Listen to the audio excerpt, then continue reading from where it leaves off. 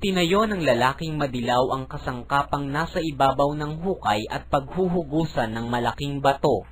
Ito'y isang malaking kalo, isang makinaryang ginagamit sa pagtaas at pagbaba ng mabibigat na bagay. Humanga ang mga manonood, pati Senyor Juan, sa taong madilaw. Kanino ninyo natutunan ang dunong sa makinarya? Sa aking ama, at natuto ang aking ama sa nuno ni Ginoong Crisostomo. Isang mahiwagang ngiti ang gumuhit sa labi ng taong madilaw. Hindi ko alam na si Don Saturnino. Siya'y higit na marunong. Marunong siyang mamalo, gumising sa natutulog at magpatulog sa gising. Ang itinuro sa akin makikita rin ninyo balang araw. Sa kabilang banda, nakahanda naman sa mga kiyosko ang masarap na agahan. May dulang na puno ng mga matamis at tubig. Dumating na ang banda ng musiko na pinangungunahan ng maraming bata at matanda. Dumalo si Elias. Hindi siya makilala sa anyong taga-bukid. Lumapit siya sa tabi ng magpapakilos sa kalo na malapit sa hukay. Kinabahan si Ibarra. Tinanaw niya ang balangkas na kinasasabitan ng kalo. Yumukod ang taong madilaw kay Ibarra nang magtama ang kanilang paningin.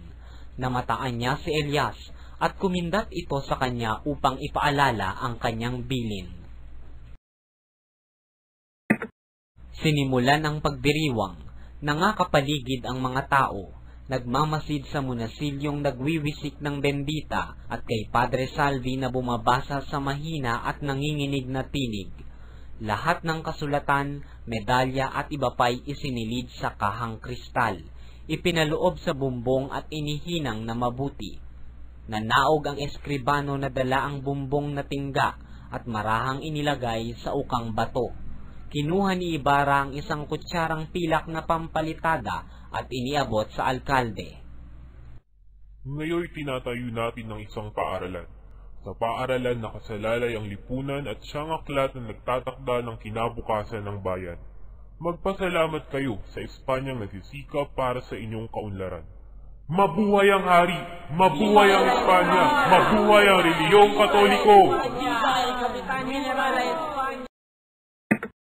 Nanaog sa hukay ang alkalde at naglagay ng palitadang semento. Nagpalakpakan ang mga kawani. Sumunod naman ang kura. Habang siya'y nananaog, sinulyapan niya ang nakabiting bato. Sumunod ang ilang pari at si Kapitan Tiago. Kayo naman ang maglagay. Napilitang bumaba si Ibarra. Ang dala niya ay isang kutsarang bakal. Nakatanaw sa kanya si Elias, gayon din ang taong madilaw. Ipinako ni Elias ang kanyang tanaw sa kamay ng taong madilaw. Isang malakas na ugong ang biglang narinig. Pumalo ang batong nakakabit sa kalo sa salagunting na kawayan. Bumagsak sa lupa ang buong makinarya. Nagsisigawang tumakbo ang mga tao. Nagdilim sa alikabok ang buong paligid.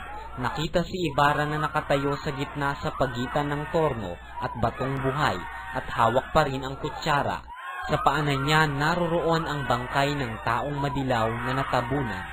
Hulihin ang namamahal at ipagsakdal.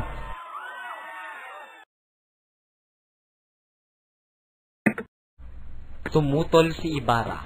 Pinananagutan niya ang pansamantalang kalayaan ng maestro de obras sapagkat hindi pa natitiyak ang pagkakasala nito. Pagkatapos usisain ang kalagayan ni Maria Clara, ay umuwi na siya upang palitan ang narumihang damit. Masamang pasimula.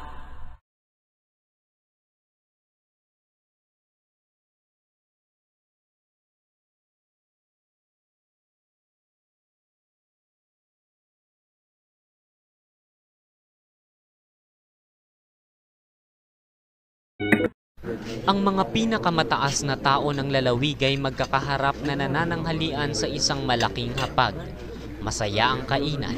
Hindi pa nangangalahati ang kanilang pagkain, isang telegrama ang iniabot kay Kapitan Tiago. Mga Ginoo, darating ang general at sa aking bahay manunuluyan.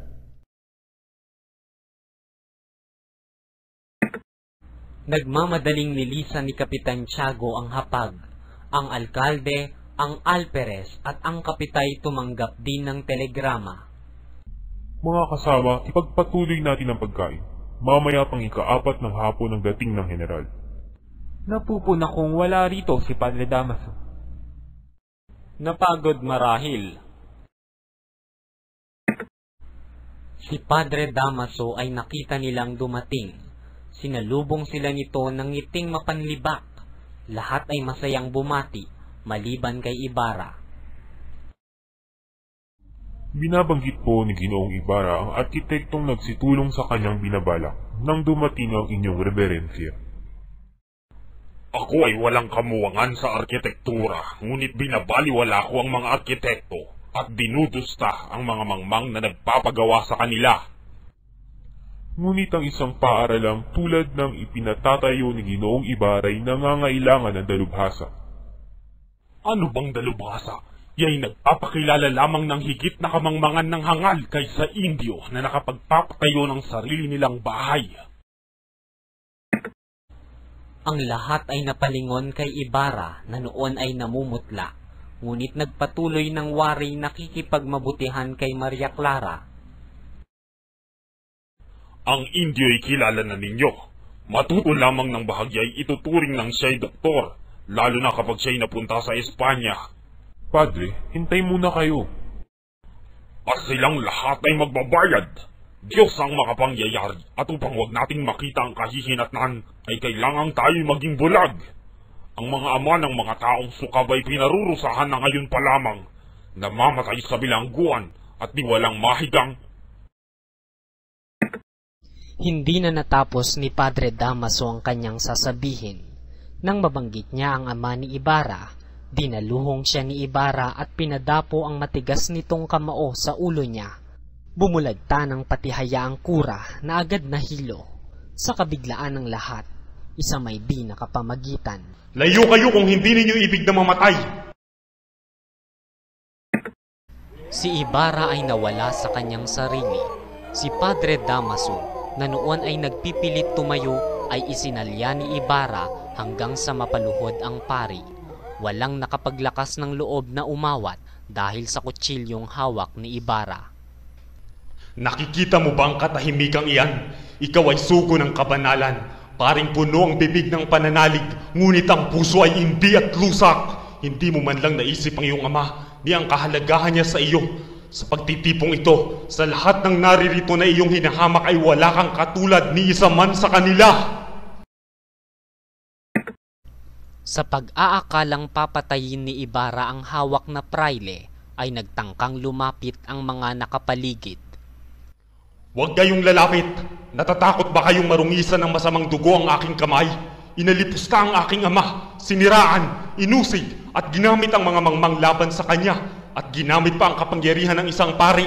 Nilapastangan ng kanyang libingan, nilait ang kanyang alaala, at ngayon pati ako na ang kanyang anak ay pinag-uusig.